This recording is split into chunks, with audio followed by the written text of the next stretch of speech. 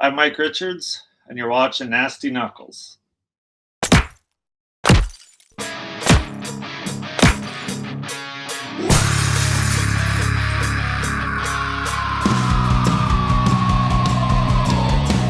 You're listening to Nasty Knuckles, the Hockey Outlaws podcast, with your hosts, Derek Nasty Sutter and former Philadelphia Flyer enforcer Riley Cote, as they go behind the scenes with your favorite NHL players. Time to face off.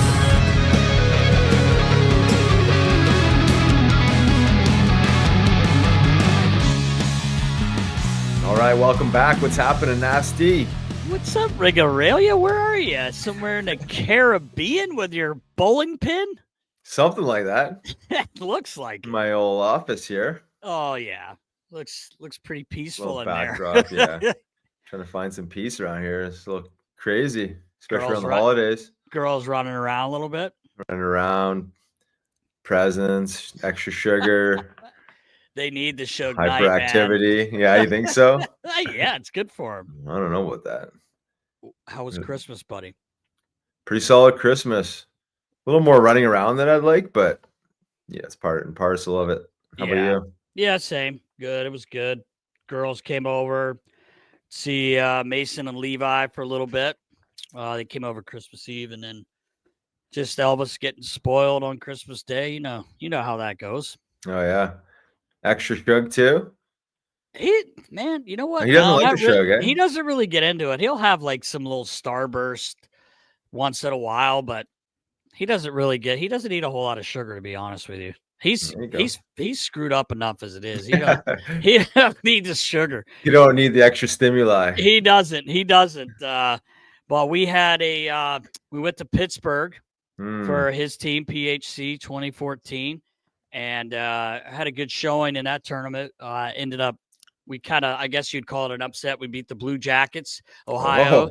They had a few kids on the team that their dads were former NHLers.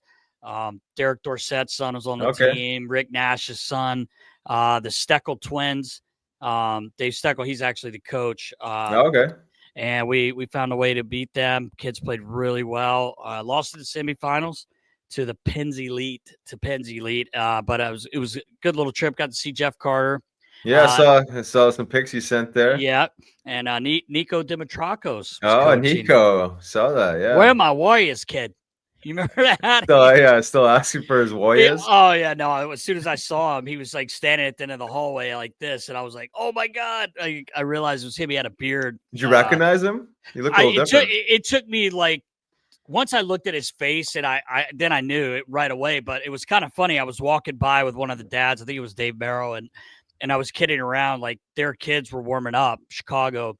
And that's where he's living and coaching. He does skills with the whole program. Niko does, but he's coaching the 2014 team. Anyway, I was kidding around. I was like, "Look, watch out, boys!" Like acting like I was like mean or something. Obviously, some of them are as big as me, so they weren't really intimidated. But I was kidding around, obviously, and I look up and there's a guy standing there. I'm like, "Oh shit!" He probably thinks I was talking shit. And then he's like smiling with his arms open to give me a hug. And then I looked. I had to look at his face. I was like, "Oh my god, dude!" I don't think I'd seen him rig since we were in the finals in 2010 because he came to the hotel just to see the boys and say what's up. The guys that he knew on the team. But anyway, it was good to see him. And then Jeff came over for one of the games. Unfortunately, Elvis didn't play in that game, but we talked the whole time. This guy looks like he can still play. He actually said to me, he goes, feel pretty good, actually. Yeah, I'm sure. Oh, go figure, man. This guy's chiseled. Yeah, he looked good. Oh, man. But, yeah, it was good, really good catch up with him. And said he's not missing it too much. He misses the boys, the room, which everyone does. But he does go over and help out a little bit when the extras are skating, when the team's on the road. And he goes over and hangs out with the equipment guy too, John Taglianetti. He goes and sits with Tags a lot. So anyway, it was great seeing him. And then this past weekend, we played under Young Kings, but it was our team with one kid added, Lasher, and we won the Winter Cup. Not a big deal. Oh yeah, just look at that. back to back for the kids. Oh man, just filling up the house with trophies and Oh, awards. man. Yeah, Coach Tom, Tom Bunning. Sure. Tom was coaching a team for the weekend, and just it was so much fun. We had a blast, man. Ended up winning a tournament, so it was cool. Elvis had a nice little shutout. Kids played really good in front of him, and then Max Golden, his little partner, played really well in the final, and we scored with 4 seconds left. Maybe I get baller that video because it was really cool. It's 1-1 game, and a shot. Mikey Barbano shot it from the point, and Billy Gallagher tipped it in. Man, literally 4 seconds ago. It was unbelievable, man. It was really cool. It's fun to watch kids celebrate and stuff. So anyway, that's about it, man. Been watching a little World Juniors. I don't know if you've been tuning in. Tuned into the Canadian upset. That's about it. That's all I needed to tune in for. What's that? And I tuned right out. Yeah, when they lost? Oh, yeah. To Latvia. Of course. It's tough. Yeah. It's tough loss. Yeah, I'm sure they'll be fine. Big game later tonight. Can't wait. Tonight with US and Canada. It's prelims, but it's still, they just go at it. It's always good. Too bad you're on the wrong side of it, though. We could put a little wager on it, you and I. You want wanted to. If you want. You shave the beard. US No, wins. I'm You bring it. no. No. I can't be doing that now. Bro. That's an extreme wager. I'll shave my head. Frosty tips? I'll go Beezer. I'll go right down. You go Beezer. Beezer. I'll get Lotz to do it. Lotz can trim your beard or shave my head. He'll do it. Just for this game? Why not? Or do you want to say whoever wins? No, because we don't know. You never know what could happen. But I say tonight we put something on it. If I could trim that beard, I'd just say, right down. I think this thing's growing on you now. So I think it's not disappointed that this thing disappeared. Matter of fact, Homer messaged me this morning and said, "Tell Riles I take back what I said. I do not like the beard." That's not what he texted me this morning. Said, "Grow that thing out." Is that what he said? And the hair. He was playing pickleball. He didn't message you. He probably wanted to go play with you. He probably wanted you to play. Flyers, let's get into it here. Not going the way we want right now. Last 6, 2-4, and 2 wins, 4 losses, basically.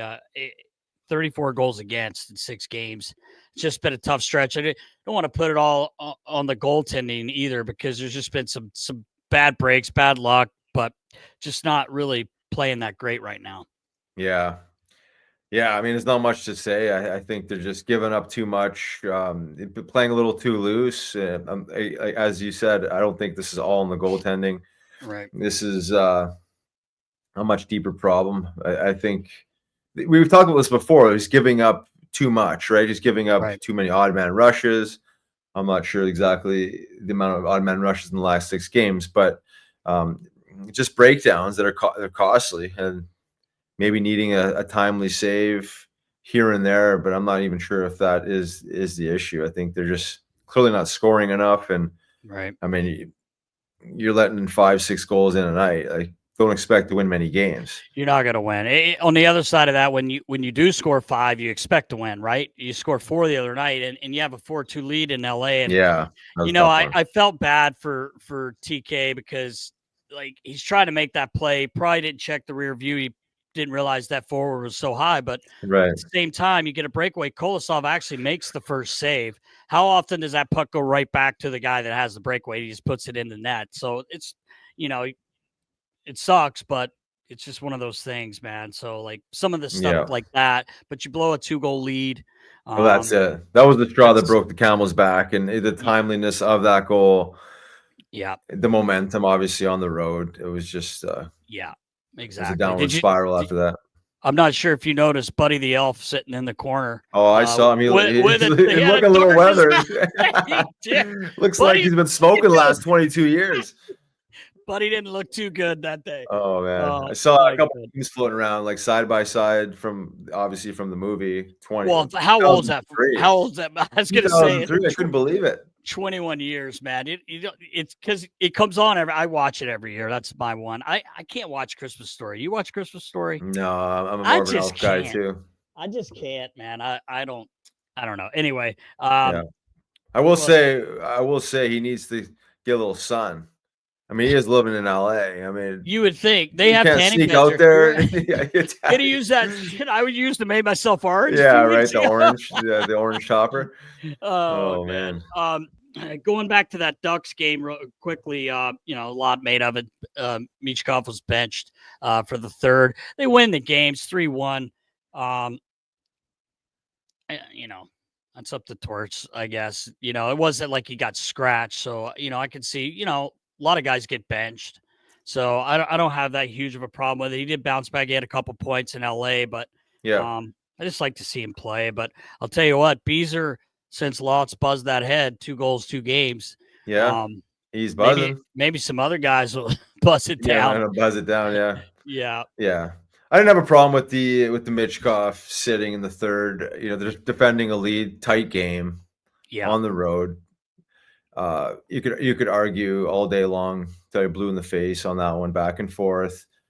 He's still a young guy. If you want to play, critical moments, critical minutes of the game, especially when the team is up, there's a certain style of play. There's a certain standard of play you have to have. I'm not saying he doesn't, Right. but this is how players mature, right? And like you said, it wasn't a game; it was a period. We're looking at the long game here. Yeah, I don't have a problem with it. I didn't think this was totally a flex, towards flex, but he responded. I think that at the end of the day, he responded. Obviously, on the offensive side of things, if he started getting granular on the defensive side of things, like the very things that maybe he's not playing for, if those got buttoned up too. But I think, again, that's a process. I think it's going to be a somewhat of a slow process, but I mean, he's making up for on the other side of the puck. I mean, he's generating plays. And we were talking about this before, like these goals that have been scored, at least in the last couple of games. I think Lott's goal, Michkov's goal, it was behind the net, right? He's shooting pucks off the goalie's shoulder from behind the net. Frosty had one the other day, but just finding ways to throw pucks to the net and creating offense. It's obviously a major gift he has, and that's not why he's not playing. But those situations on the road, tight game, maybe he played a little looser and ISO cam him the last couple of games, but it's just one of those things that just let him sit, watch the game, defend the lead, win the game. There's lots to learn there.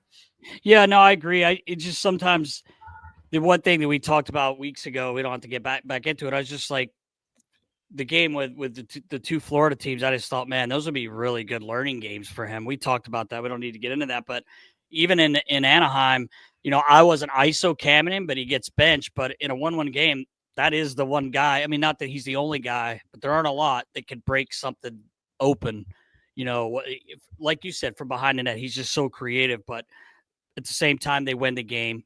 Towards, that's his prerogative, and it worked, right? And he came back with two points the next game. So we'll see. Hopefully the boys can get back at it, get a W here next game while they're out west there. Yeah. I would say it's absolutely necessary to, I don't say stop the bleeding, but, just kind of slow the bleeding, because it's slow it down. Yeah. Because it gets old, and, it's just like they just need to find ways to, like they did in Anaheim. Right. I know Anaheim's struggling too, but they found a way, and they played a tough road game. They're gonna have to do the same thing. Did want to briefly touch on Macklin Celebrini. Oh, this guy. I know. I mean, he's dynamic. Like, this guy is like all around. I've seen someone put him up there like top 20 center in the league. I wouldn't dispute that. I mean, he's a really talented kid, man. So dynamic. The things he tries and pulls off is incredible. Fun to watch. Like, I would never thought I would ever, tune into a San Jose Sharks game, but tune in to see this kid. Yeah, you're kidding, man. He's fun to watch. Like you brought that up a couple weeks ago. You saw a few things, and it is kind of tough to watch them right now. Like, when I'm up late watching them, it's not usually the Sharks, and I don't mean that in a bad way, but he is fun to watch when you tune in. Really good player. Ovi's back. He's back. 2 goals in 2 games, man. He's 25 away from breaking Wayne's record. He could still do it this year. You know, he missed a lot of games and he was hot as hell, but obviously he's come back still hot. Our guest today played a little bit with him. We've talked about that before, but maybe we'll bring that up with him. But man, it's crazy. 25 away, dude. I don't think anyone ever thought this was happening. Yeah, I know. I didn't see the recovery happening so quick. Was it 40 days or something coming back? Ovi, bro. It's Ovi. I know. Ovi. The machine. Yes. Might have had some help along the way. Yeah. Natural, artificial. Who knows what he's got going on there? But it don't matter. He's out there. He's doing his thing, and he's creeping. Cheating, you're not trying, bro. That's it, right? He's got the formula figured out. So he's amazing, man. Did you? I know you talked to Lindy a lot, Lindy Ruff. Texting him this morning. Whatever you told him, you got the boys going now. They won 3 straight. They won 3 straight. They're hot, man. They've after losing 13 in a row, they come back. Maybe they're going to go 13 wins in a row. We don't know. But your boy Thompson Tage, he's back. Tage, but they've won 3 straight. That's got to feel good in that locker room, man. You lose 13, man. I know I was on Flyers when we lost 10 in a row one time. That is just, man. You don't know when you don't know when it's going to end, right? Like and guys are trying extra hard, almost too hard at that black point. Hole. Yeah, exactly. But anyway, Sabres are hot. Thanks to you and Lindy talking about a few things. A little game time strategy, Nast. I know. We talk things through, get these guys going. That's why you were a coach, buddy. Yeah, that's why Lindy's still coaching. Yeah, I know. Make a difference in the lives of Philadelphia's youth by joining the roster. Ed Snyder Youth Hockey and Education's monthly giving program. Your support provides under-resourced youth with access to hockey, academic guidance, and life skills development, all at no cost to them. By becoming a member, you'll help shape a brighter future for student athletes, empowering them both on and off the ice. Plus, enjoy special perks like exclusive Wells Fargo Center event access and Flyers memorabilia giveaways. Visit SnyderHockey.org today and become part of the roster. McKenzie Blackwood gets traded for by Colorado, reaches out, grabs him, couple wins. 5-year extension, 5.25, no big deal to sweat a few games. He get a new deal. That easy, right? Wow, that's amazing. I was a little shocked with that, like right away. But hey, good for him, man. What are you gonna say? No? Yeah. So you're gonna pat the old Asian on the back. Yeah, he's got her done. He got her done. In Detroit, there, Derek Lalonde was relieved. Feel bad for him, but they bring in Todd McLellan, who I've never heard a bad word about this guy from anyone that had him as far as staff goes. Mm-hmm. They just said he's just a great guy.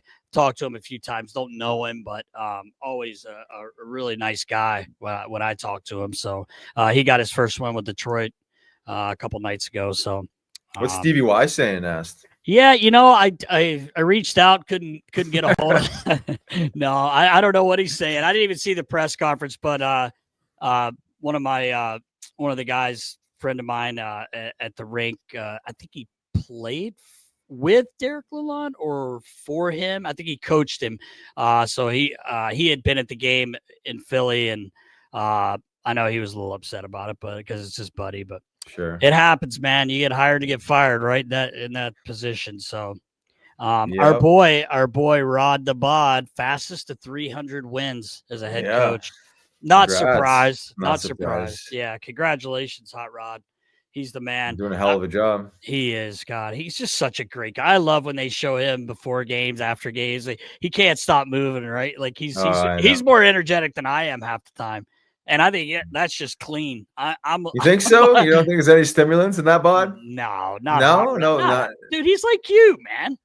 Just protein. I mean, he's just protein, that guy. Larger amounts of caffeine, like some nitro. Is he tapping into some? I don't think he's going down the road I used to put Lavi down. That was extreme road. That was an extreme one. But speaking of Lavi, the Rangers, man, they lost again last night. Wow. They could probably use a stimulant or two.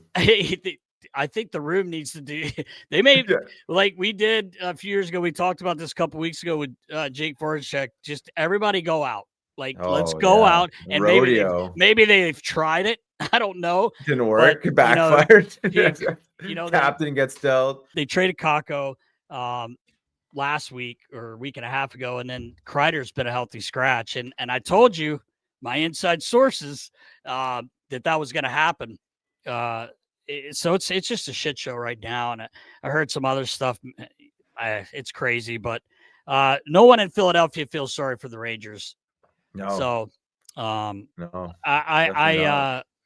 Quickie's my guy, so I feel bad for him and Lavi. I like Lavi, obviously. Riles, did you see the article about Jonathan Toews maybe giving it one last shot? I did. I wondered, have you guys been in contact at all? Did you ever talk to him about any, because obviously you're in that world of healing. I know this may be totally different what he was going through. But he's 36 years old. He hasn't played about a year and a half, but the fact that he said, give it his best shot to try, he said he still wants to play. I think that's pretty cool. The guy's played 1,067 games. Yeah. He played a long time. He really doesn't have anything to come back for, except for maybe just the love of the game and go out on his own terms. Maybe. Well, I think that's it. Yeah. I think it's probably unsettling the way he's kind of gone out, not on his terms, as you're pointing out.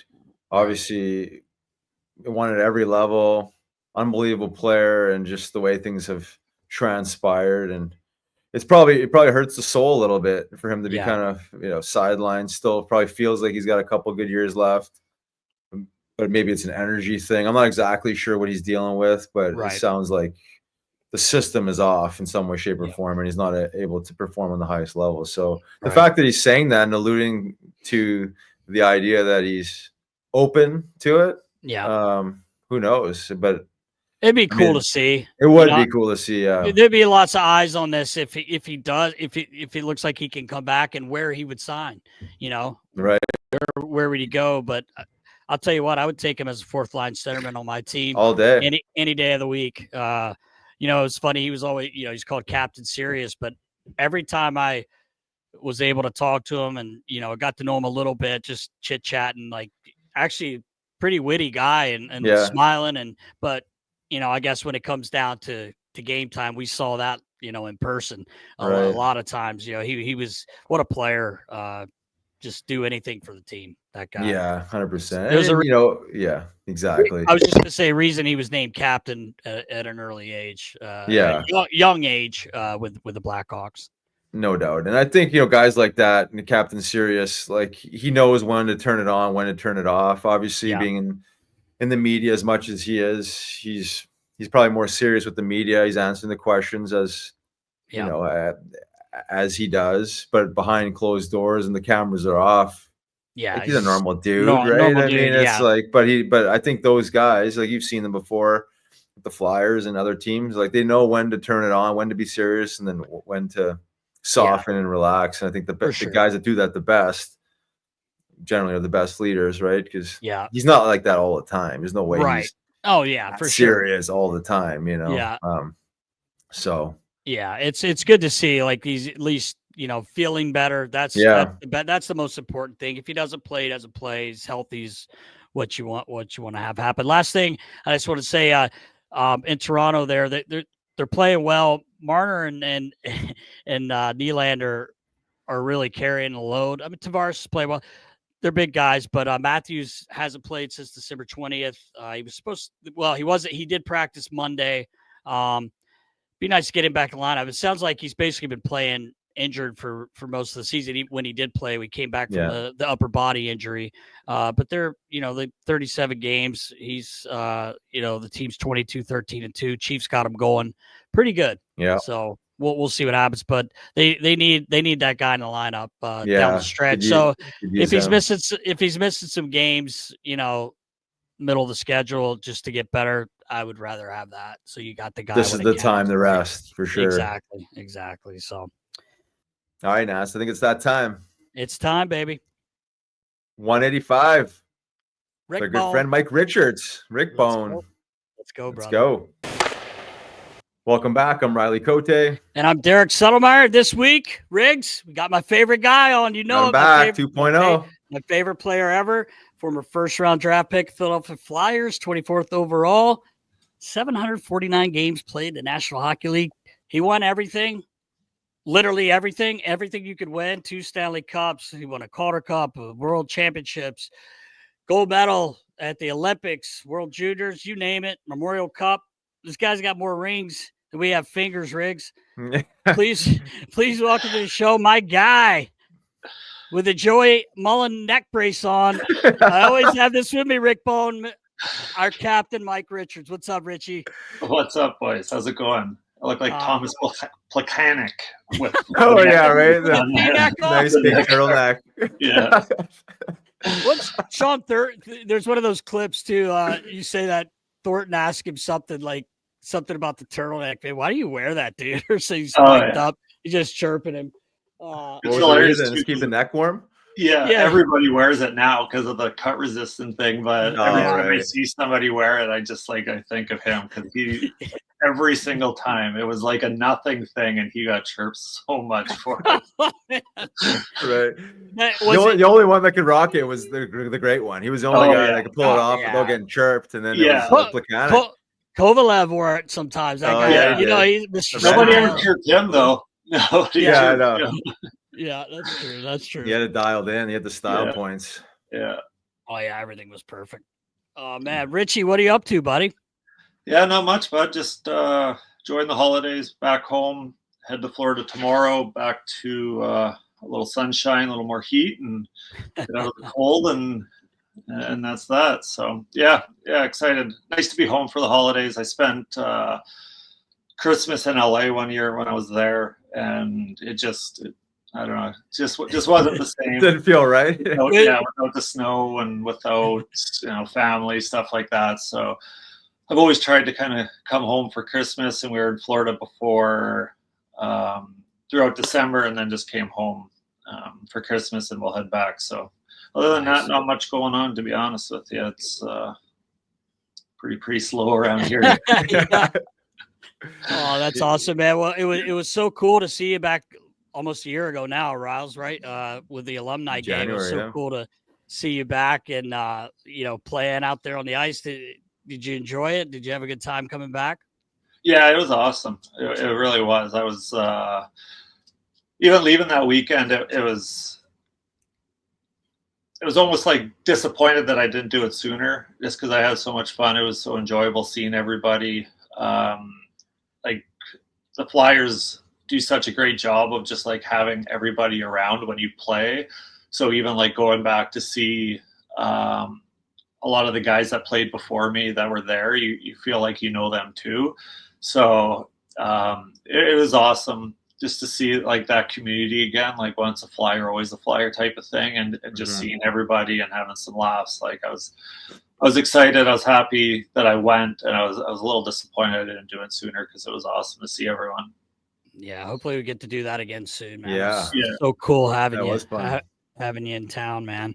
Yeah. Have you skated since? I don't think so. No. No. Usually, yeah. Usually I skate here before we go south, but bad knee, bad peg, so I haven't been able to get out this year. And well, wait a minute. The butterfly going down a butterfly or what? I was gonna say, did Riley diagnose this? Because Richie doesn't know. This guy's a doctor now. Doctor. Long story short, everybody's sick of me telling this, but I got to tell you because you'll find it funny. They have this alumni thing. It was when Wayne Simmons was back earlier this year. That came in and he retired. One day to retire as a Flyer, and there was a pro-am game. It was a pro-am game, and it was actually a lot of guys. I was kind of shocked when I went out there. Pierre Turge, I was just a lot of people I didn't expect. Well, I'm like, let me run out there and have a look. So Sharpie was playing, and Fridge, and a lot of guys, and I stuck my head out. It's a tie game. They're like, oh, we're going to overtime. So I'm walking down the hall and I hear the buzzer go off. So I'm like, somebody scored that quick. So I walk back to the bench, and here comes Riles limping down the hall. And I'm like, what do you like? He probably laid down, blocked a shot or something, you know? Yeah. He goes, tore my MCL or my ACL. And I'm like, what? He's like, I tore it. I know it. I'm like, what's Dr. Dorsheimer on the fucking bench with you? Yeah. How do you know? He goes, I just know. So I just wondered if he diagnosed me. Yeah. Because he thinks he's a doctor now. Yeah, I kind of had that same thing too, actually, because I usually heard it like once a year. It's just like, I don't even know what it is, something old. But then this year I heard it and it wasn't getting better. And then I started doing like kind of all the things that like, you know, like Jimmy McCrossan or whoever used to do on your knee. And I'm like, yeah, I think it's tore. I think it's bad. Yeah. You've been there before, you know? Yeah, exactly. So, you two got degrees. We didn't even know you guys went to school for that. Just based on experience, Nast, you know, Yeah. when you've had the injury before, you kind of know what it feels like when it pops and, you know, Yeah. when yeah, you stabilize, you know. not right. Yeah, right. So Right. now you're not playing men's league in Florida. So No. I guess are you no more goalie? No more goalie, not right now. Anyways, next year I'll get back into it once we get back. But Right. we actually do have a game. I'm not even sure. I played golf last year with Ryan Clough, and I guess there's a bunch of guys in Florida that skate at like noon hours. So the last actually couple of days I've been like humming and hawing whether I should be bringing my gear down and play. It just, I'll bring it. Yeah. Oh, you too, man. Yeah. You So I don't got know who goes out with them or who plays or anything, but I guess there's a pretty good group of guys that just go out for a sweat. So That's awesome. we'll see. Yeah. We'll see. Probably Well, some casual pretty skate. good Like, players, probably. Yeah, like 90 degrees outside. It's tough to go inside and play hockey, but Yeah. we'll see. I've been thinking about it anyways. You can pace yourself. I'll tell you this, Ric-bone. Riles is one of the best teammates you could have when he was playing pro hockey, obviously, but he is the worst men's league teammate. This fucking guy will not show up for a game. There's an excuse. There's an excuse every week. He made one game this year. Yeah. He comes in, scores 3 or 4. He's like, that's enough, boys. The excuse is pretty much the same. I got to drive an hour for men's league each way. It's tough on a Sunday evening. It's for tough. the team. For the team. For the team, I know. Now he's going to miss our championship playoff game because he didn't play enough regular season games. Everybody's bitching about him because send the chopper in now. Send the chopper and I'll come. That's actually why I quit too. Men's league like years ago, because the games used to be like Sunday, Monday, maybe either Thursday or Friday or something, but it was like 10:30 to 11:30 at night. It was like minus 40 out. So you're like, it's like a half hour, 40 minutes to the rink. And I'm like, man, 9:30 at night, do I feel like you're 9 o'clock at night driving 35 minutes, 40 minutes, 40 below outside, my gear, and like that's kind of why I quit, because I didn't want to get home at like 12:30, 1 o'clock on like a Sunday night just to go skate around men's league for.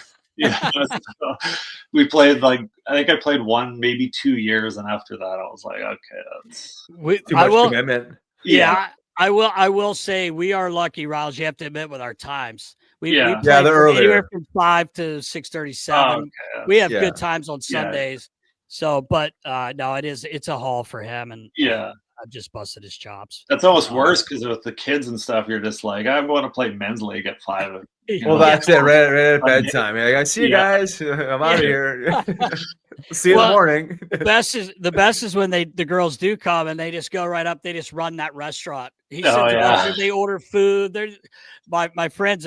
Obviously I'm there all the time with Elvis, and I was working with the junior team the last couple of years. I'm not this year, but so I know everyone that works there. And they're like, oh my God, they just come out like they're little ladies, and they just order their food. They sit there and just carry on.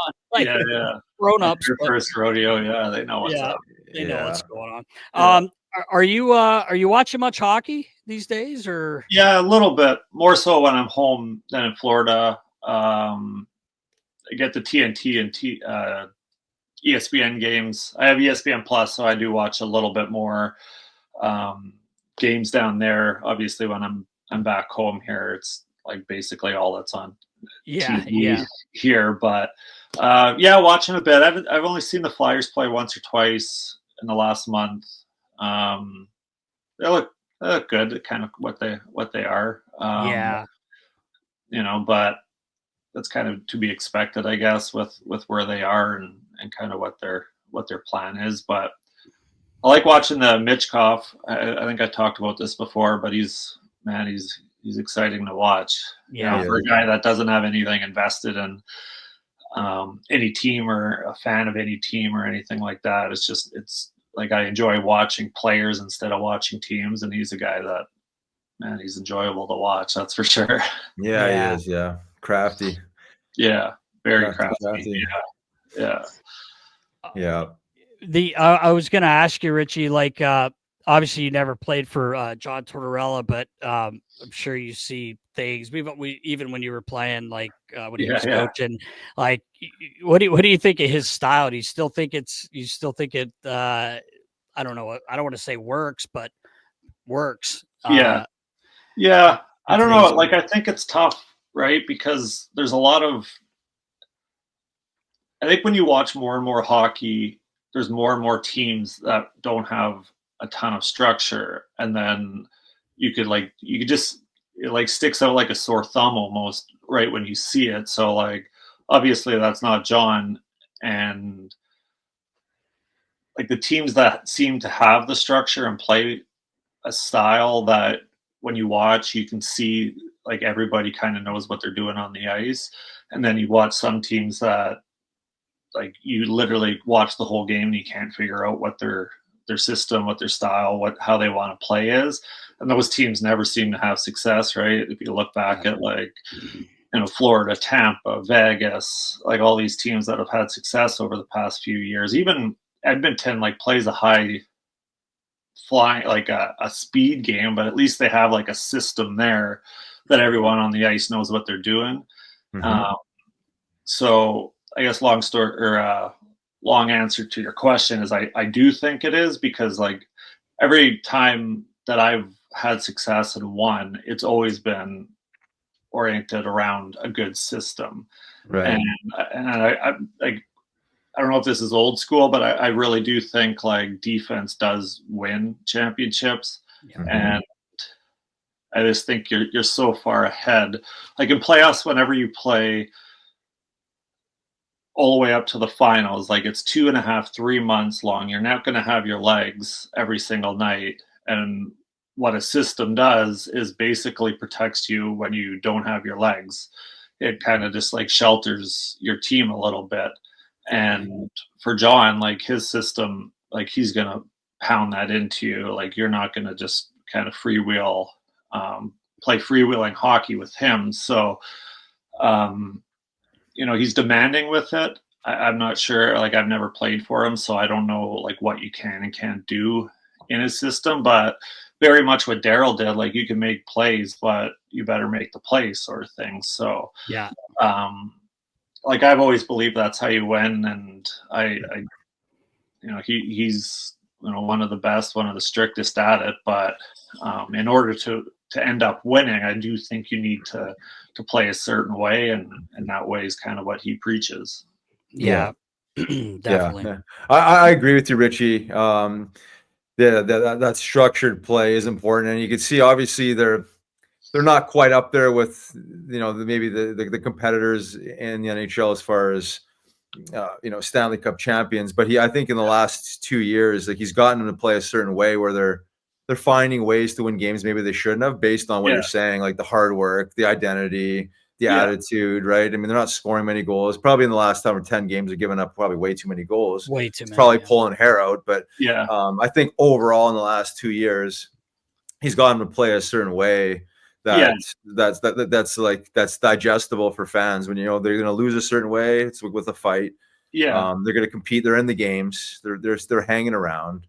Yeah, and they've been punching above their weight class a little bit. Like if you look at the roster, I think you could probably, like I'm guessing Danny would even agree that they kind of have to get more on the roster to get to that next level. But like I think when you're in the system or in the place that Philly's in, it's easier to teach that system now than it would be say in like 3 or 4 years when they are planning to be a cup contender and not still in the rebuild. I think it's easier to teach it as these players kind of progress through their career, instead of like, okay, now we're good, now we'll teach you this, because then you have all sorts of bad habits. Like there's different players on, like great players on teams that are rebuilding, that when you watch play, it's just like basically go out, do whatever you want, Right. and we'll live with the results. But then, like once those teams get good, I think it's going to be tough to pound those different, I guess, intangibles on the ice into those players, because they've been doing one thing for so long, and then all of a sudden it's like, oh, you know, we're going to try to win now, so now you have to do this. Whereas the thing I'll give John is he pounds those into the players basically from the get-go, and it's not like we'll worry about this later when we're trying to win. We'll do it now, and then that way when we are ready to win, it's not a whole new thing of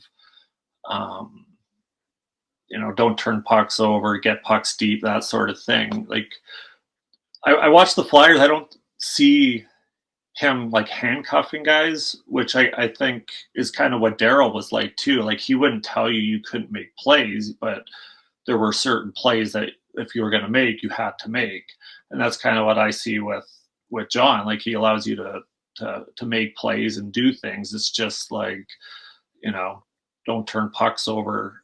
Like if you're going to make the play, just don't turn the puck over. And I think it's way easier to learn when you're 18, 19, 20 than it is when you're, 7 years in the league at 25 and now saying basically like, oh, now we're good. Now we're going to try to play a certain way. So yeah, right. I just don't know if it works like that. And you see different teams around the league like trying the other way, where it's just like a free flow, and then it's just, I don't know. I find it would be bad for your growth of basically learning a whole new NHL at whatever in your mid 20s, because you've been doing one thing for so long, and then all of a sudden you get good and you have to do it the other way to really have a chance to win. Yeah, right. Yeah. It's obviously great for guys like Michkov. His, as offensive as he is, like the growing pains of playing away from the puck and doing these things that he might not be coached on. To what you're talking about, just like go on the ice and just go score goals and get points, and no one's really going to say anything. Yeah, and those offensive skills, they're not going to go anywhere, like just because you're putting an emphasis on back checking or putting the puck in different areas isn't going to like take away. It's not like in 7 years or 8 years when they're going for a cup, you're just going to be like, oh, I forgot how to toe drag somebody at the blue one. Right. Like you're always going to be there. It's just like, I think it's more of just like an add-on than it is like detracting from your skill set, I guess. Right. Yeah. Yeah. It's more around like laying a strong foundation, right? Like something to hang your hat on. Like help these guys mature. And then find their own. Yeah. And that's like most young players like who get into the NHL, the majority of it is on offensive talent. Right. Whereas like when you get to the NHL, I would say, like myself included, when I got there, there's so much more you can learn on the defensive side of the puck. So I would think most young players getting in the NHL, especially now, like with watching the World Junior, every single player on the ice is highly skilled. Mm-hmm. But when you get to the NHL, those defensive details are probably a little fewer and far between. Yeah. At least at the elite level anyways. For sure. Right.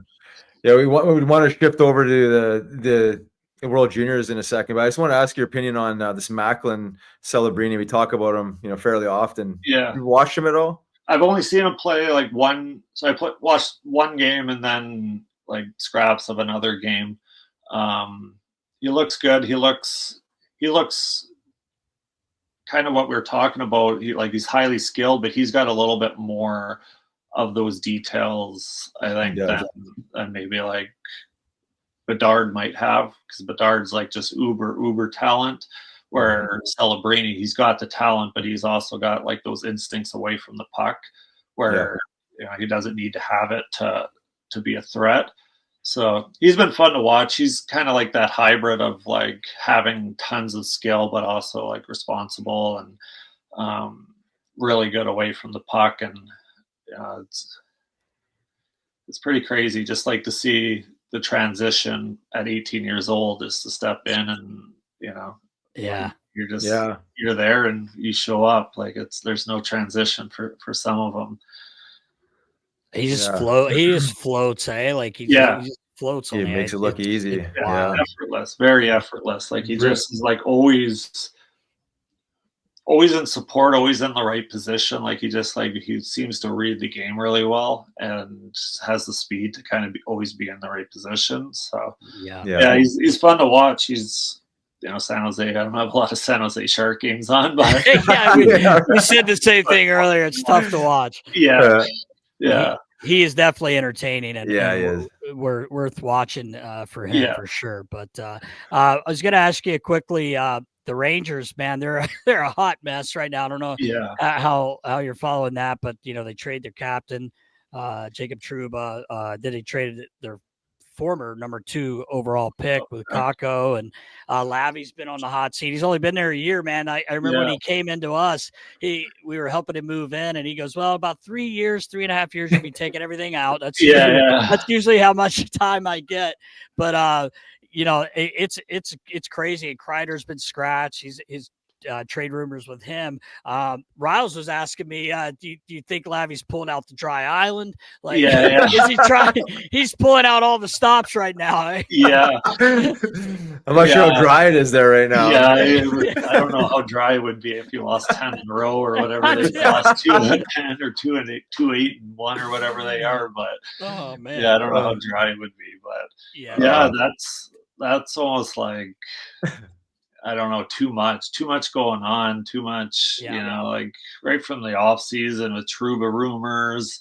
I heard a quote or I read an article, something about him like going back in that room and being the captain while being on the hot seat or being asked to waive his no trade in the summer, which I probably agree with. Like that would be insanely hard to go in there and kind of lead. I don't know what type of leader he is, but to try to lead in a way that you're probably used to. And then like, I don't know if it does, but it might take a lot of your credibility away if you're like, the best thing for the team would be like you being traded and then you're going in and you're trying to, implement what's the best thing for the team is. Right.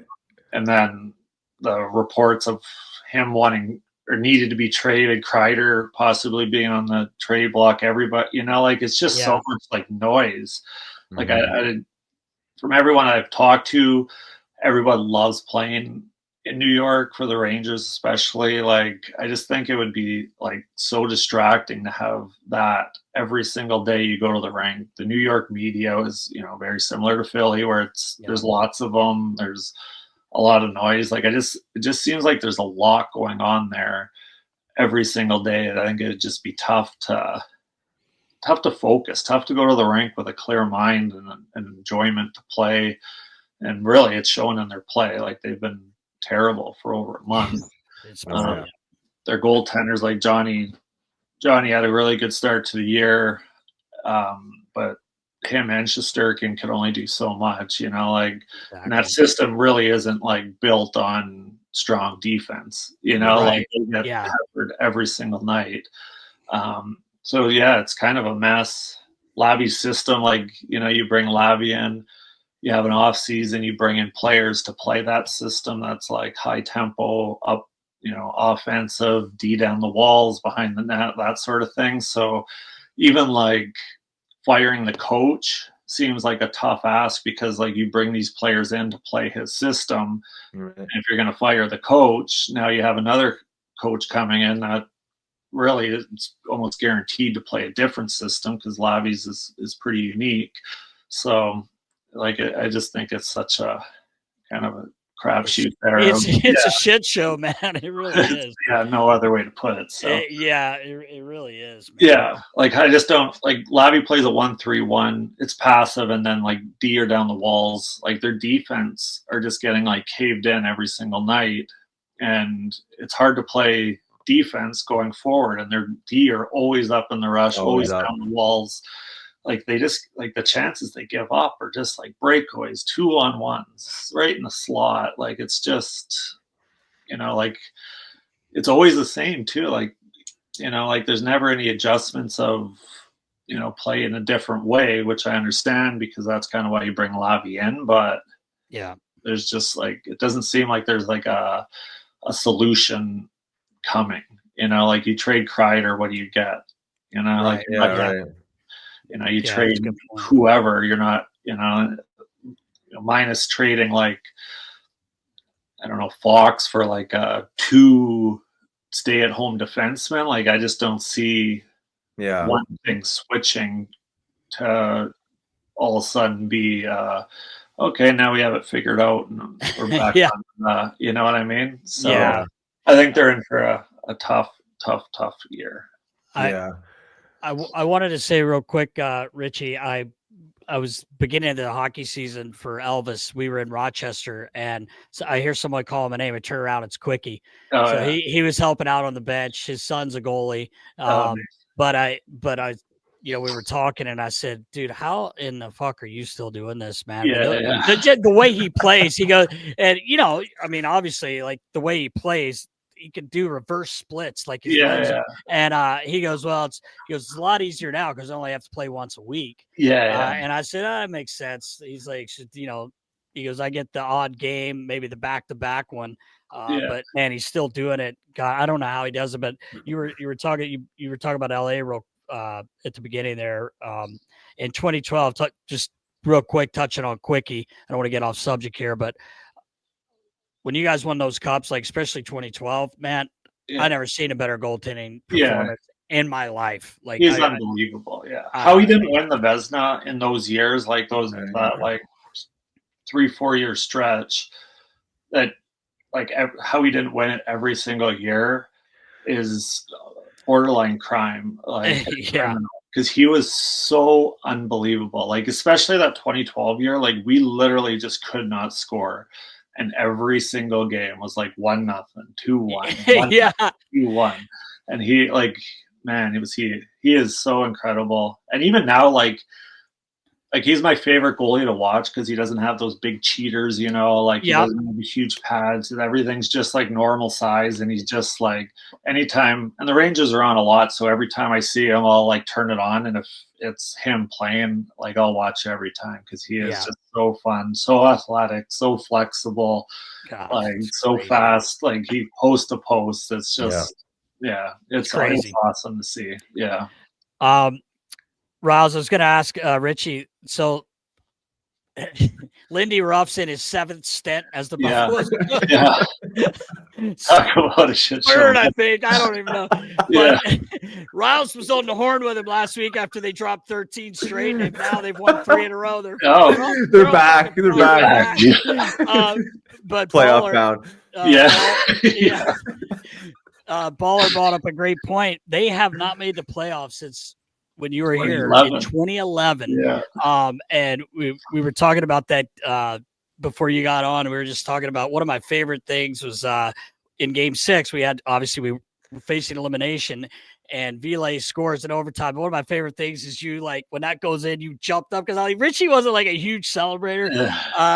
Maybe for other guys' goals, but not so much for you. But that was unbelievable. I cannot believe I didn't realize they have not been in the playoffs since that. I mean, that's 13, 14 seasons now. Like that's crazy. Tough to do.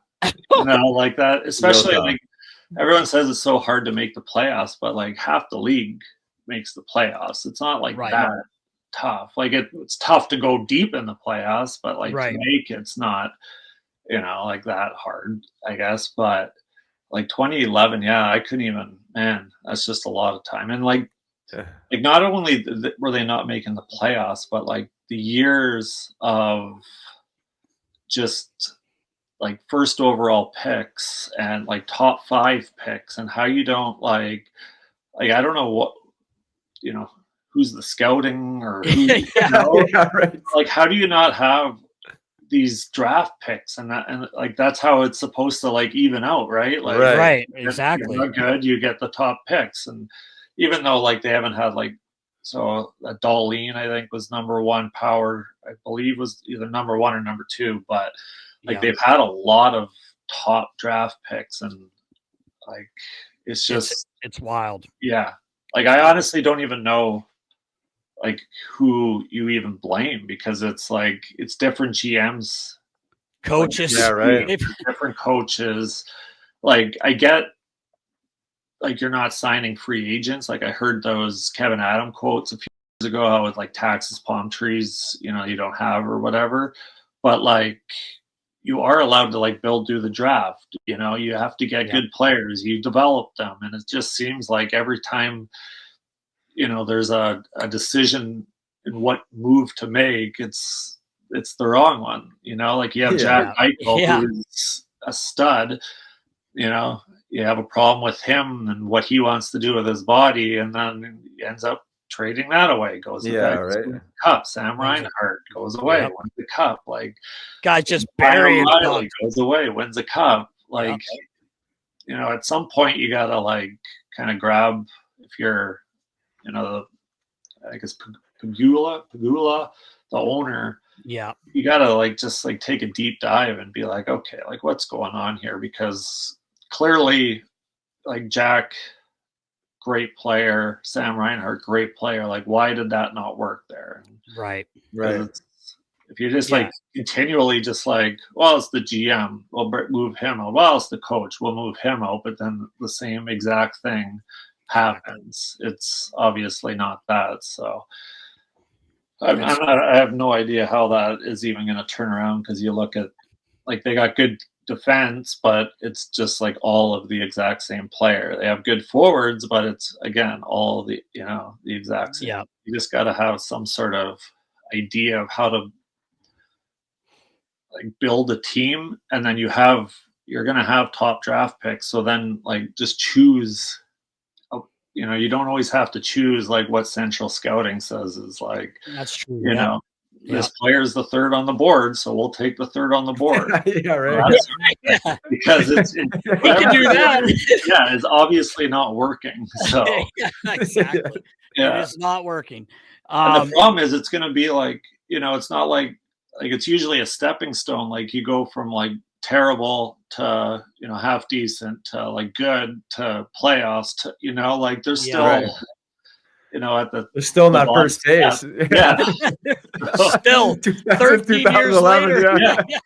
Like rebuilds take like 5, 6, 7, you know, maybe a little quicker if you get lucky with a Matthews McDavid type of thing, but like they're still down there, and it's not. Riggs is working, man. He's working. He's working. We thought Lindy was the solution. You bring it back, you know, bring the culture back. Yeah, he's probably like shaking his head. He's probably like, yeah, this is the same team I was coaching when I got fired, you know, 10 years ago. Yeah, so, like, exactly. It's clearly not the coach, because like nobody in the league would look at the roster and be like, oh, that has a chance to win. You know what I mean? So I don't know who's president, scout, whatever, but they just need to just do a better job at drafting and developing, and then like keeping the players. Because like you talk to Danny B or Marty or, you know, guys that play there, like love it. So you know, like once you get them there, like they clearly love being there. So it's not like everyone's just like waiting for free agency to leave. So true. I was going to ask you, your last season here was this guy's first in NHL, and I know you really loved him. How cool was it to see Sergei Bobrovsky lift the Stanley Cup last year? Yeah, that was awesome. It was tough because, like, I was kind of hoping for McDavid, but obviously, like Bob too, and we spent time obviously in Florida, so we were kind of cheering for them too. So we didn't really have a dog in the fight. We were just like watching like good hockey, and then like Bob was incredible, and just to see like his career has kind of just been like roller coaster. How he got traded to Columbus, 3 or 2 Vezinas, I think, maybe 3, but he was doing so well. Then he, signed a big ticket, kind of took a dip, and now back on top. It's hard to argue with hard work. Like that guy just works harder than anyone. Like you had to kick him off the ice basically in morning skate when he was playing, because he was out there working on puck handles, shots from whatever angle. Like he'd literally sit out there for 3 hours if you let him. You had to kick him off the ice. So once again, hard work prevails. And I was kidding around where I was saying this guy looked like a professional boxer jumping rope, man. I guess he still does it too. Why would you change it? But I read an article saying that they have to basically monitor everything he does, because he still is uber competitive, still works is insanely hard. So they have to monitor how much he plays because of that, because he puts so much into it, which is always cool to see, because you could get paid a fortune and then let something go the other way a little, and it seems like he's still the same guy. So it's pretty awesome to see. Sure. That's wild. Imagine having to put an HRV monitor on a guy because you're concerned about him overworking himself. He leaves the rink and he's at another gym or he's doing exercises. You're checking to see if some guys have a heartbeat. You got this guy, you're trying to calm him down. Which you could see, because I remember literally getting changed, getting my gear off, going to get lunch before the plane, and he would still be on the ice, and you had to go out and be like, Bob, let's go. We're leaving, or on the road. You're the bus is about to leave and he's still on the ice, and you're like, okay, off, let's go. But it wasn't fake. It wasn't, he was actually doing it. Some people kind of sit out on the boards and drink water and not do anything, but he's out there grinding. It's pretty awesome. Sure. Right as Riles was playing 2 pass with Joey Mullen and whoever else was playing. It's where Riggs honed his skills. With Joey. Just touch it over. Let's score 500 of these. So a little harder for me. And then Reggie Lemelin tripoding around the ice. Joey always used to say, whenever we played Marty, he's like, Verdure, he'd be like, he always just 2-pad stacks with the poach check, so just chip it over him. That's it? That's all you got to do? That's it. Just chip it over him. Okay. I don't have 500 chip, right? Oh, that's great, man. All right, Nast, I know you love going to live shows and concerts. I checked out Michael Bublé last year. Any shows? Yes. That's the one thing about Game Time I love. They're focused on togetherness during the holiday. Yeah, exactly. During the holiday season, especially, you bring people together at live events. It makes the experience better. You have way more fun. That's why I used Game Time app. Game Time even has a new feature called Game Time Picks that makes getting tickets for live events even easier. Exactly, Riggs. The Game Time Picks filters out the fluff to show you only the incredible deals on great seats, so you don't have to waste your time searching through thousands of tickets. It makes it so much easier. I've used Game Time app a few times, and what I do love is the all-in pricing, because I can't stand when they start padding the numbers on the back end. So toggling this feature shows the total upfront cost with no surprise fees at checkout. And I love the seat views because you get a panoramic view from your seat before you actually have to buy the ticket. And it's really important when you go into concerts because you don't know how the setup's going to be. You're able to see that. And I think that's awesome. Agreed, Nast. Take the guesswork out of buying tickets with Game Time. Download the Game Time app, create an account, and use code NASTY for $20 off your first purchase. Terms apply. Again, create an account and redeem code NASTY, N-A-S-T-Y, for $20 off. Download Game Time today. What time is it, Nast? Game time. Winter Classics tonight. Or today, whatever. Today or tomorrow? Yeah, it's 31st. I thought it was on the 1st, but it's the 31st. But a couple things going on tonight, U.S., Canada as well. Yeah. But just wanted to bring up the Winter Classic. You played in 2 outdoor games. The one we got to play in Boston, you guys both were there, and then also you did the I think it was a stadium series against the Ducks. But you know, how much fun was that for you? Did you enjoy that? Because I know I did. Yeah, that was awesome. That was incredible. The one at Dodger Stadium was cool. It was unique.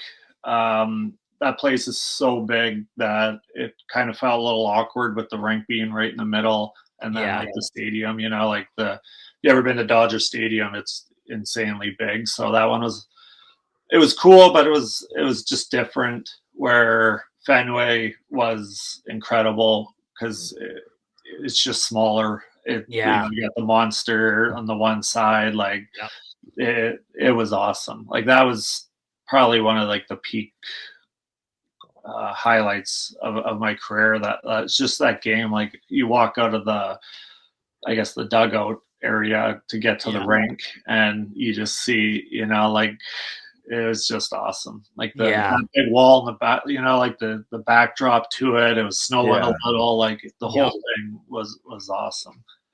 That was a lot of fun. I remember when they were doing the anthem, I was kind of like looking back, and it was the stealth. Remember the stealth floater, but you couldn't hear him coming. And I'm like, I'm looking back, and I see it way back. I don't know why I turned around, but I thought it was like some sort of balloon or something. And then it's getting closer, and that they flew right over at the end of it. Yeah. Oh my God, it was sick. All you heard was like a shh. Like I'm like, how is that possible? Yeah, and that's one of the cool. I thought that was so cool. But the whole thing, the game, I've always said, like I was fortunate enough to do quite a few. I guess I did three, including stadium series. I had 2 stadium series, or no, 4, no 3, whatever. It doesn't matter. But for me, on the equipment side, you're so jacked up for it. You do all this preparation, and then at the end of the game, you're almost depressed because it's over. It was like so much fun. Hype. Yeah, we got pumped in Ottawa, I think, like 2 days after because of that, didn't we? Like, I think I think me, G, and Simone Gagne, like Aggie was like a -5. G might have been a -6 because of that in the game in Ottawa. It was just like you said, though, it's just like such a big like build up, and then all of a sudden, like you should almost feel like the year's over, but then it's just like, oh, business as usual. And then, before it was New Year's Day, but on January 2nd, you're just kind of like, all right, back to normal. And it's just like a letdown. Yeah. It's kind of like when we came back from the Olympics there, went to Tampa. Yeah. We got absolutely hammered in Tampa. Beat bad that game. But Wrigley should be cool. It should be fun to watch. These guys get to play in Wrigley. Yeah. Yeah, that's a cool spot. So it should be. They do a good job with that. Like, they do. Yeah, they really do. Yeah, they pour a lot of resources into it for sure. Yeah. Talk about World Juniors there, Rich. We touched on it a little bit earlier. Obviously, a special moment for junior hockey players. You get an opportunity to play 2 times? Twice, yeah. Yeah, 2 times. Yeah, twice. And just the energy around that, Christmas time, the holidays. Yeah, it's crazy. Like it really is like it's not hyperbole of like when you're like 5 years old, you watch it all the way up to like even now, like it's still, you see whoever, it's like, oh, what time do the juniors play? Like it's that big in Canada. It's cool, like just playing. It's obviously like I said, something that I watched when I was 5. I remember my uncle taking me when I was in Winnipeg in '99. I think Canada lost to Russia that year, but I remember going to, I can't remember if it was pre-tournament games or round robin games, but my uncle ended up taking me, and we had tickets at the old Winnipeg Arena there, and just like seeing the players and just the whole deal. It was white out, and the Canadian, like it was incredible. Cool. And then getting to play in 2004 in Finland, we lost that to the Americans. Patty O'Sullivan as the winner, or Flower shot it off Coburn's back, bounced, went in. They don't ask how. They don't ask how, Richie. Yeah, exactly. And then winning in 05 in North Dakota, which was so close to Canada anyways, that, you know, a lot of people, it was basically a Canadian crowd. And then playing like every year still, just like, you know, even when you're in the NHL, you're tracking the juniors. It's pretty cool. And like, obviously it's bigger now than it ever has been, but it's just, you know, such a good platform. And even like the tournament as a whole, I was talking about this with a buddy a few days ago, of seeing like the different players from Sweden, and then like a few years later, you know, they're stars in the NHL. So it really is like a cool kind of like precursor to how the players are going to be in the NHL, because usually if they're really good there, they end up being really good NHL players. So it's just like, it's cool to see, like, I guess, playing, like, all those kids being so pumped to play for their country, whether you're Canadian, American, whoever it is, and then obviously the hockey's really good too. So big game tonight, Canada and the U.S. So Rouse and I have a wager. Yeah. He's gonna, if US wins, he's shaving the beard down, not all, just trimming it. Yeah, he's trimming it down. If Canada wins, I'll just buzz my head, which every summer anyway. Just the frosty tips. Just the frosty tips. Yeah. I'm letting her buck right now. Yeah, exactly. Yeah. I was gonna say, when you guys did win, there wasn't a chance you were losing, and don't even tell me anything with that lineup.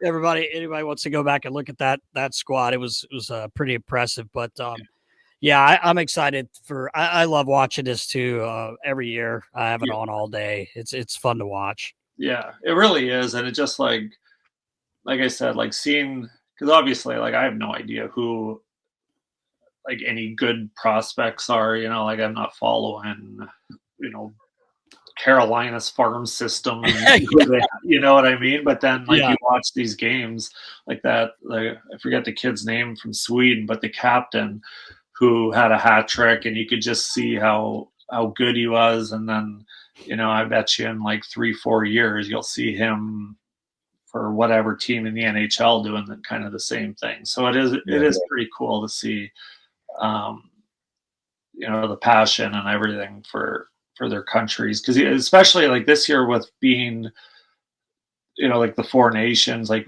you just don't get international hockey that often. So even at the junior level, it's pretty cool. Yeah. Yeah, it's an exciting time. I mean, I obviously never played, but just growing up, like, I'm not sure if it's like this in other countries. Maybe it's just a Canadian thing, but just the buzz around it, the amount of media exposure that it gets. I think might be different than maybe other countries. Could be wrong, it is for sure. And like, I do know I think it's called like the Ivan Halinka in April is kind of like the other countries' big, you know, junior tournament, or I think it's under 18 or something. But like, I don't know if it is as big, but I remember when I was in Finland and we played there, like, it was sold out. It was like, there was a buzz around Helsinki for it. So I mean, I think it'd be tough to be as passionate as Canadians are for this tournament, but you know, like, everyone wants to win. You put on your country's uniform. I think everyone kind of supports that. Yeah, for sure. And they lost. Canada obviously lost the other night to Latvia.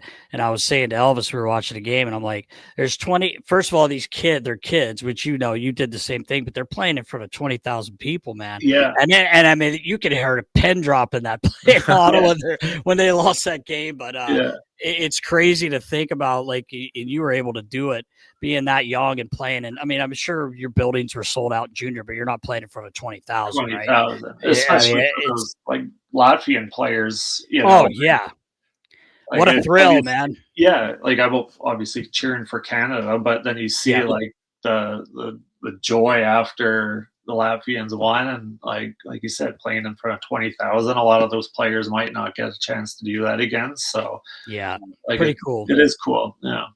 Yeah, Riles had Kazakhstan going to the playoff round. I don't think it's happening. Hey, Rick, they almost got one. They almost won last night. Yeah. Poor guys, they Almost snuck one out. Yeah, they did. I want to jump out of the juniors and ask you about Ovi. He's 25 away, man. I mean, obviously you got to play a bit with him, and we talked about this the first time you joined us about 4 years ago. But man, did you ever think he would? I mean, I never thought anyone would catch Gratz, but I mean, he's right there, man. He's going to do it, whether it's he's going to do it. Yeah, it's formality almost now, but pretty awesome. Like he's just one of those throwbacks, like he's heavy lifting, like squatting, 1,000 pounds before games and, doing what he's doing. Like he's Russian machine. Like, like he deserves it too. Like there's nobody that takes more joy in scoring than that guy. That's the truth. Yeah. Like he's good for the game. He's just a pure goal scorer, and that's what he does. And it's cool. It'll be interesting to see like how much, like, I mean, you hear about it a little bit now, but not, like that's incredible. Like, did anybody think that anybody would break Gretzky's record?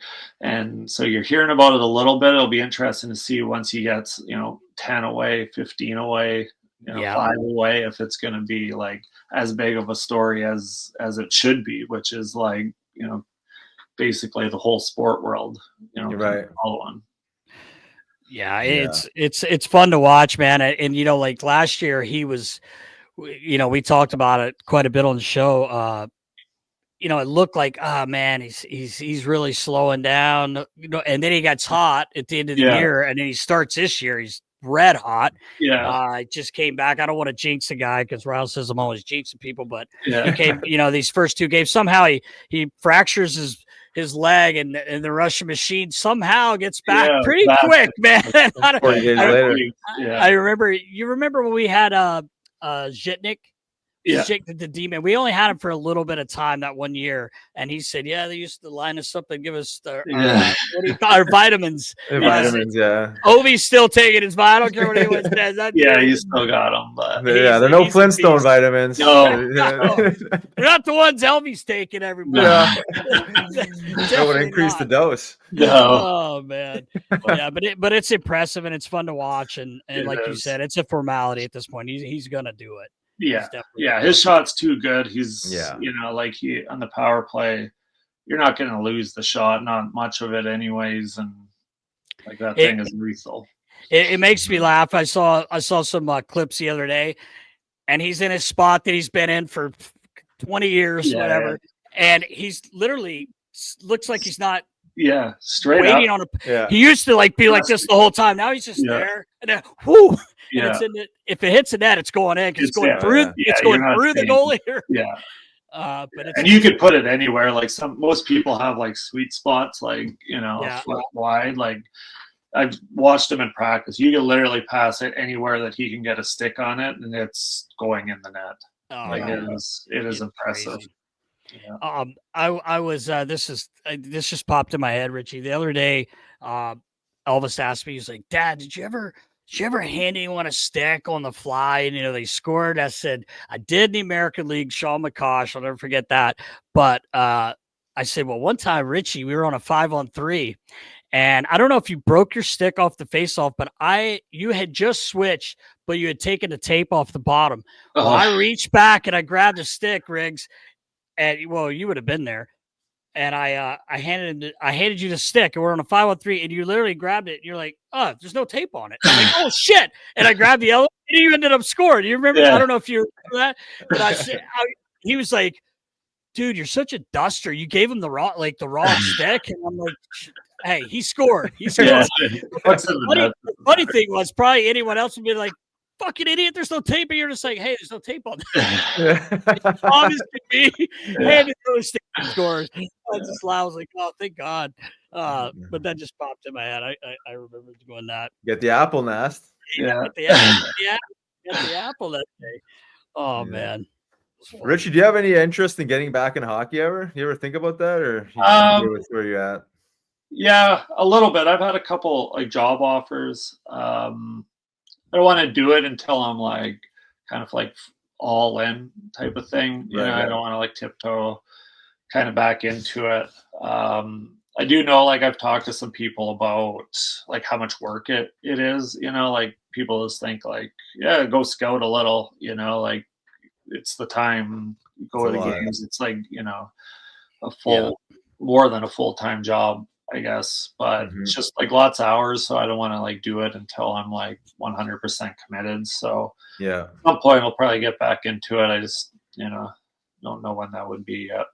Yeah, it is a lot. Yeah, to your point, you think it's like, oh, just like go watch some games, and but the travel and getting there early and the pre-scouts and the this and that and the lines, all the meetings, and all the reports on the back end, right? Yeah, it never ends. It's a lot. Yeah, it is a lot. Richie, I don't know if you get to talk to Litz too much, but Neil Little, so he scouts for Montreal, and he once in a while would be like, hey, you want to go to New York, go to New Jersey or whatever. So I went with him back right at the beginning of the season. Chief Toronto's in town. Do you still watch Toronto? Quite a bit. Anyway, you know, Chief, obviously I don't have to tell you about Chief, but so funny. They end up winning the game, and I was scouting. I had my papers up, you know, upstairs with Litz, and he's actually really working. I have to, you know, I thought we were going to be shooting shit. He's like, hey, I'm writing, he's writing shit down, and I'm talking to the other scouts that I know. Anyway, we go downstairs. I was just going to tell you real quick. It's typical Chief. We get downstairs. We're in the back hallway. A lot of guys are like doing their little workouts, how they do. Like Richie, these days they do a full workout before a game. They do one after a game. It's crazy. But Chief comes out. He's got his jacket off now, and you know, tucking in his shirt. You know how he does like this, and he's like, he doesn't even say hello. He's just like, boys. He goes, I said, this Nylander in the third period, you got to try? You know how he talks. It's the first thing he says, and we start dying laughing. And like, he goes, then he takes a penalty because he was trying too hard. So literally 3 minutes later, while all these guys are like working out, Nylander comes out already showered, hair it looked like $1,000,000. Earrings in. He comes by, Patch, Chief. Sorry about that penalty, Chief. Don't worry about it, he says. Yeah, those two would be hilarious to watch and listen to. My God. To like just tape their conversations, and then at the end of the year you could like, because it would release a series.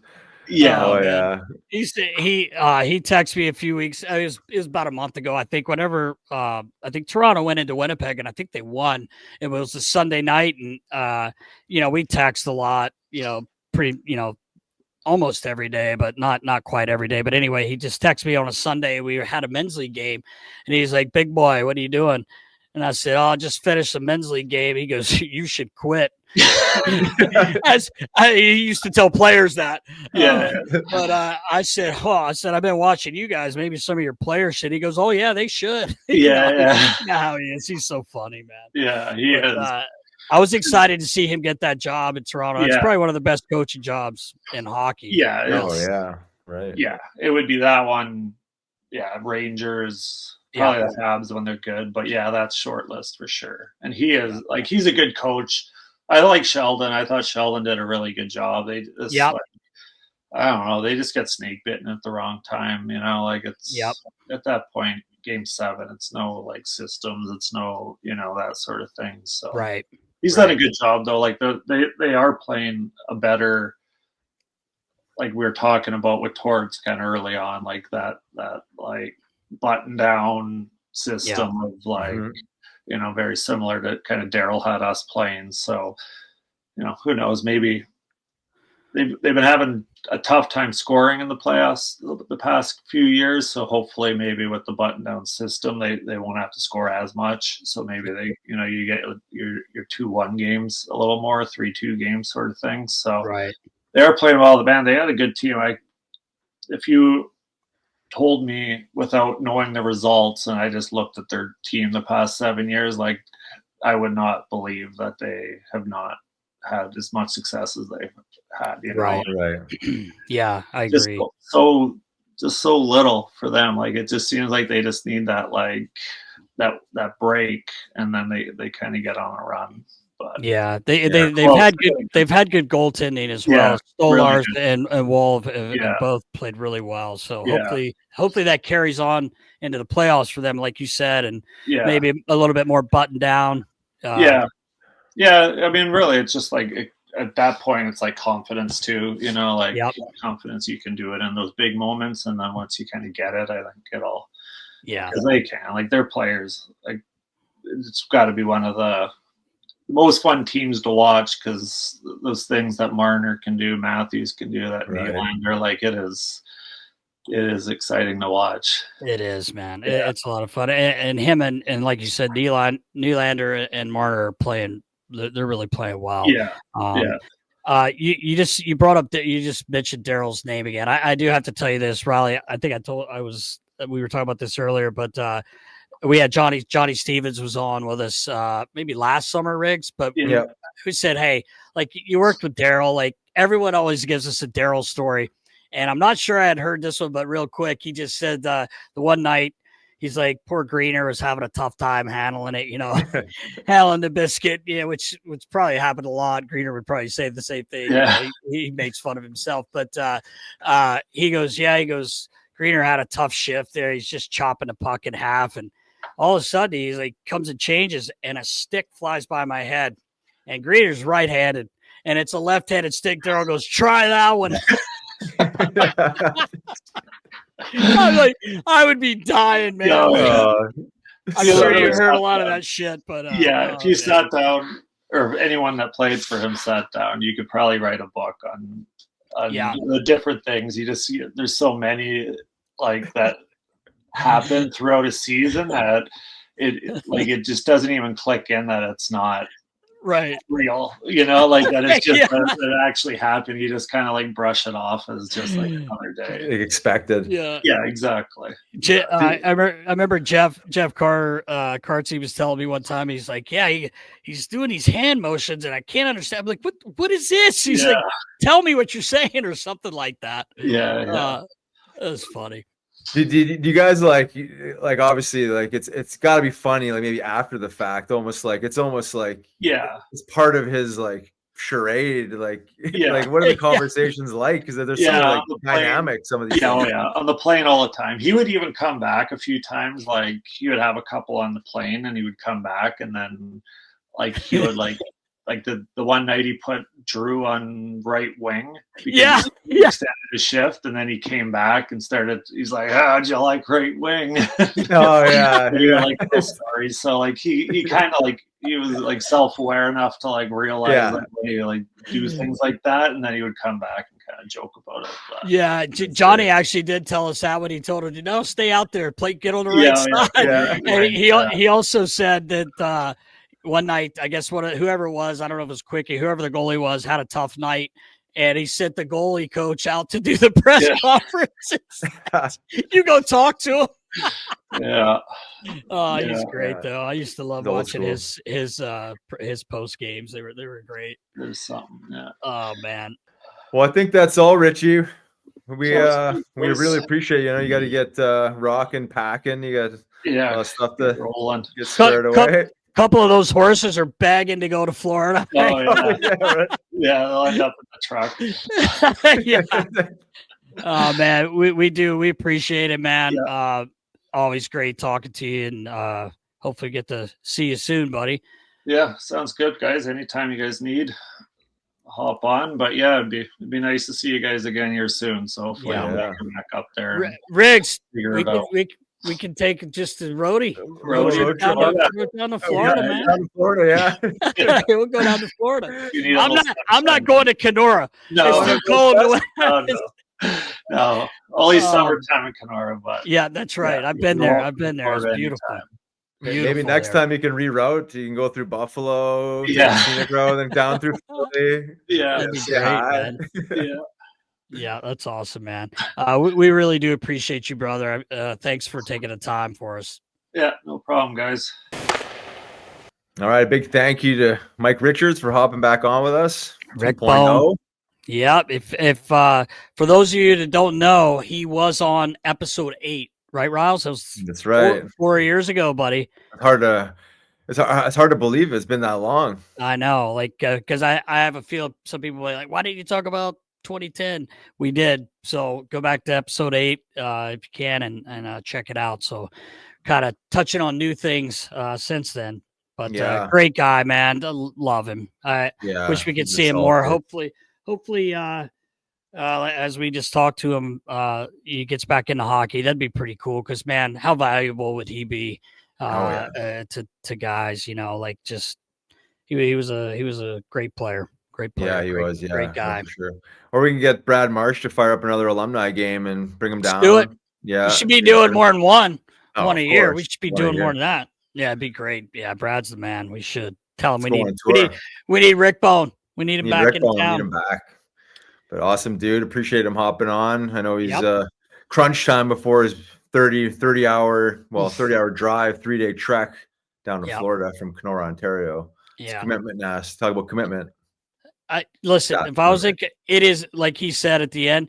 Well, I said in the summer, it's beautiful. I was there, it was amazing, but I do not want to be in minus 40 or whatever the hell it gets to. And then all that snow, just don't want to do it. So he's excited to drive back to Florida. Sure.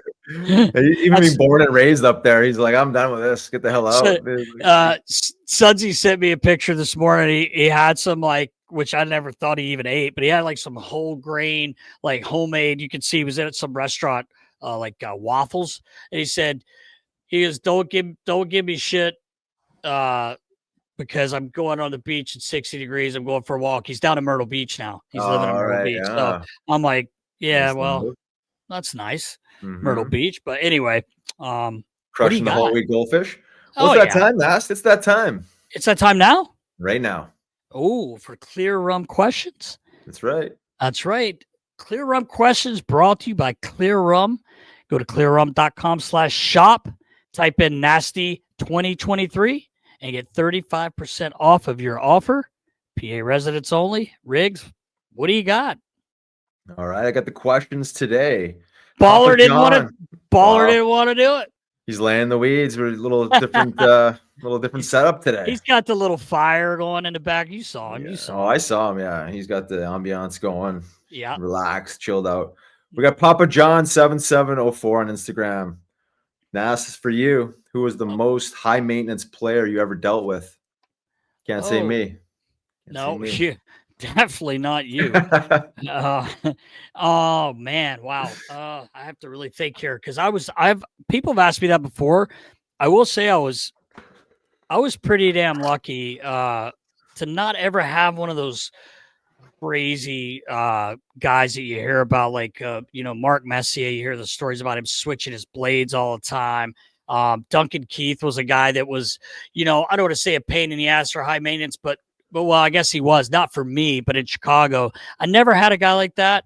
I think the only guy that really maybe would move stuff around on skates, which is always tricky, especially when they're wanting to move a blade, change lifts. JVR liked to change his lifts in his skates. But the way he went about it, you didn't feel like it was high maintenance. He's such a good dude. It just always, do you mind doing this? And it was funny. I remember one of the last times I changed one of his lifts, he was on fire. He was playing really well and we were winning.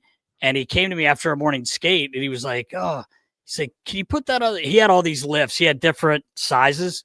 And, he was like, can we change? I was like, man, that's a pretty drastic change. And he's like, yeah, I just want to do it. And I'm like, all right, whatever, but like I said, he didn't seem like he was high maintenance because the way he went about it, it wasn't like do this, do that. Exactly. I was lucky too with goalies, never really had a goalie because that was always my biggest fear, to get someone that's like such a pain in the ass. Mm-hmm. I will say this about Timmy Thomas. When we were at the Olympics in 2010, he was not the number one guy, obviously. And he, Millsy, well, obviously, Ryan Miller was our number one goalie. But he had me changing shit every day.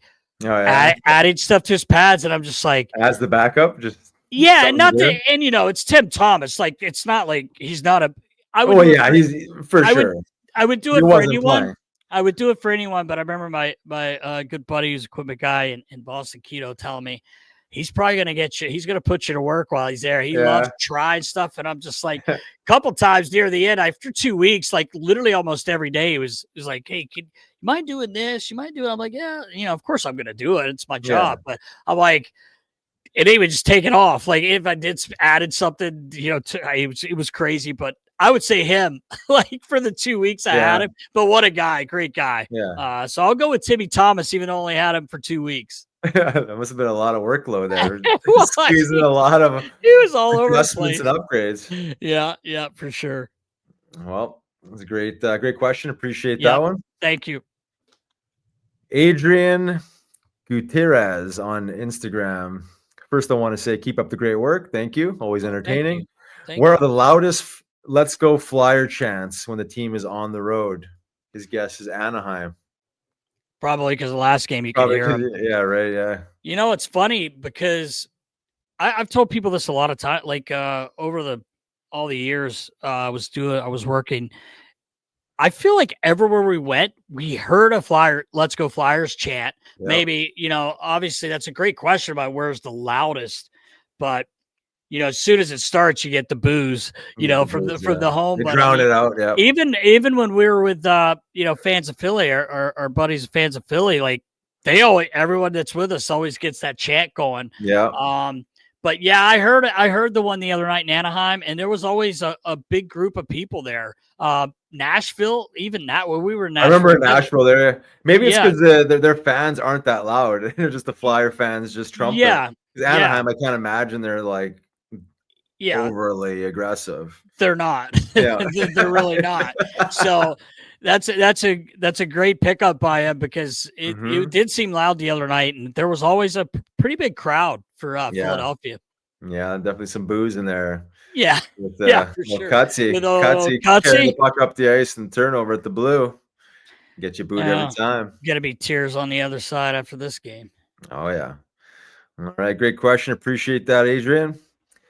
Last question. Greg Bond 822 wants to know which Winter Classic has been your favorite to watch or be a part of. Nas, you were talking about that earlier. Yeah, obviously I'm going to say the one I screwed up when we were talking to Richie. It was 4. I had 2 Winter Classics too. Because we had the 2012 against the Rangers. That's right. Those two to me, like we lost both games, but that Boston one, man, it was the second one ever. After the first year they had Buffalo there with the Penguins and the Sabres. That was just so cool, man. It was like Richie said, it was so cool. The one here in Philly was amazing as well. That I don't know if you remember, Riles, they had the Alumni played the Rangers, sold out day before. We played, sold out. Phantoms played the next day, sold out. 3 nights straight of sold out. The venue was sold out, Citizens Bank Park. So I'll say Boston because it was my first one. It was just so cool. The last Stadium Series in the Link was awesome because we won. And the way we won in overtime, with a big goal there. Yeah. So, man, it's hard to pick one, but I'll just say Boston because, we were there together. Yeah, that was the only one I played in, so I'm going to go Boston too. Didn't even play, but I was there. It was a hell of an experience, the whole thing. Like we talked about with Richie, just like the amount of resources and energy they pour into these things. It was pretty magical, and the day was perfect for it. Oh, it was great.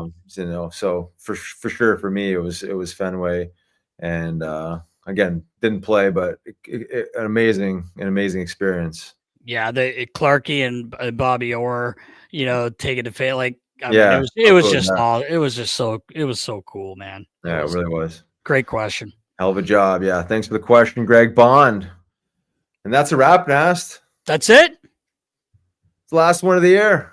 I know, right? 185 in the New Year's. What are we doing tonight, Riggs? I'll be in bed by 10:30. You're not going to see it. You're not going to see the ball drop. No, I might wait for the ball to drop. You're going to wait. See if it's any different than the last 10 years. Then I'll let you know. You'll sleep an entire year tonight. Did you know that? Yeah, it'll seem like it. Have a great sleep.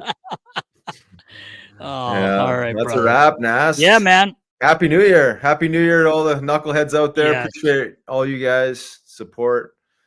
Great questions. Appreciate all of that. Yeah. Appreciate next everyone. Year.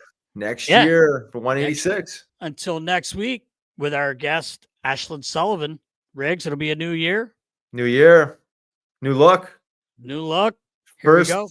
First female guest. Yes, finally. Yeah, I know. She's awesome. She's awesome. Yeah. I got a good pulse to the game. Does a great job with the Flyers, NBC. Looking forward to having her on. I'm surprised she has time. She's doing everything. She does Eagles. She does it all. She's all over the map. We're excited to have her on. Looking forward to it. Be sure to tune in for 186 next week. All right. Stay safe, knuckleheads. See ya.